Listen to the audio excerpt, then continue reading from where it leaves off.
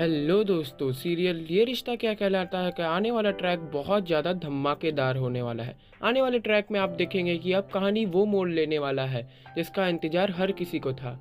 मायरा को भेजा गया है वो स्वीट सा लेटर जिसमें न सिर्फ प्यार था बल्कि एक माँ की ममता भी छिपी थी। वो लेटर अब तूफान बनकर आने वाला है अरमान की ज़िंदगी में।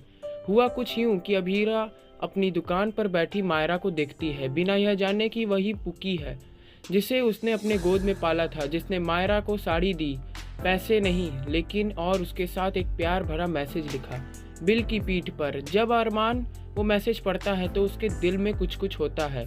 सोचता है कि कौन है ये औरत, इतनी ममता, इतना अपनापन कैसे।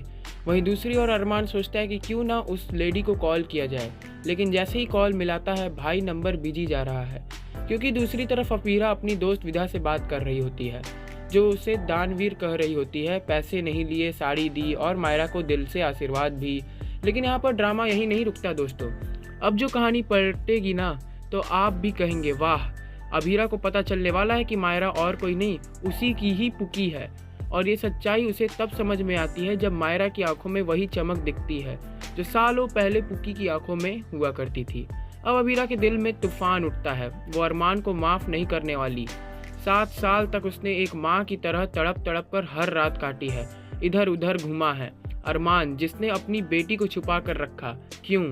क्योंकि उसे डर था कि अगर अभीरा लौट आई तो उसकी सच्चाई सामने आ जाएगी। अब तो बस अभीरा ठान चुकी है, अपनी पुकी को लेकर जाएगी अपने साथ, चाहे कोई भी रुकावट आए। अरमान को अब हर झूठ का हिसाब देना होगा। और वहीं दूसरी ओर गीतांजलि, जो भले ही अरमान से शादी ना कर पाई हो, लेकिन उसका दिल अब भी अरमान में ही बसा है। वो मान चुकी है कि अगर शादी होगी तो अरमान से ही। लेकिन क्या होगा जब उसे पता चलेगा कि अरमान ने अपने अतीत में पहले ही बहुत कुछ छुपा कर रखा है।